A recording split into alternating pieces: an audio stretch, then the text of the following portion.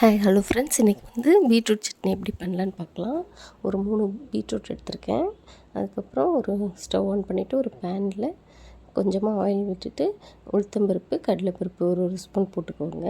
அதுக்கப்புறம் ஒரு ஸ்பூன் சீரகம். இது நல்லா ஃப்ரை பண்ணணும். ஆயிலில் நல்லா ஃப்ரை பண்ணிவிட்டு அது நல்ல ப்ரௌன் கலரில் ஆகணும். லைட்டாக பாருங்கள், நல்ல இந்தளவுக்கு கொஞ்சம் ப்ரௌன் ஆகிற டைமில் நீங்கள் வந்து 4 காஞ்ச மிளகாய் போட்டுக்கோங்க.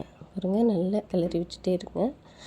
அது நல்ல ஸ்மெல்லாக இருக்கும். அந்த உளுத்தம்பருப்பு கடலைப்பருப்பு இருக்கும்போது அதில் வந்து காஞ்ச மிளகாய் 4 போட்டுக்கோங்க. போட்டுட்டு ஒரு ஸ்பூன் பெருங்காயத்தூள் இதெல்லாம் போட்டு நல்லா வதக்கி விடுங்க. அப்புறம் வந்து க்ளீன் பண்ணி வச்சுருக்கேன் பீட்ரூட்டு கட் பண்ணி வச்சுருக்கேன், அதை எடுத்து போட்டிருக்கேன். அது வந்து நீங்கள் ரொம்ப மெலிசாலாம் கட் பண்ண தேவையில்லை, ஏன்னா வதக்கி அரைக்க தான் போகிறோம். அதனால் நல்லா போட்டு வதக்கிட்டு அது வந்து கைவிடாமல் கலக்கிட்டே இருக்கணும், இல்லை அடியில் பருப்பு இதாகிடும். கொஞ்சம் ஒரு ஸ்பூன் கல் உப்பு போட்டுக்கோங்க. நல்லா வதக்கி விட்டுட்டு கொஞ்சம் மஞ்சத்தூள் ஒரு அரை ஸ்பூன் போட்டுக்கோங்க. அதுக்கப்புறம் குழம்பு மிளகாய்த்தூள் ஒரு அரை ஸ்பூன் டேஸ்ட்டுக்காக எல்லாம் போட்டு நல்லா வதக்கிட்டு இதுக்கு தண்ணி ஊற்ற தேவையில்லை. சிம்மில் வச்சுட்டு நீங்கள் மூடி போட்டிங்கனாவே அது நல்லா சீக்கிரம் வெந்துடும்.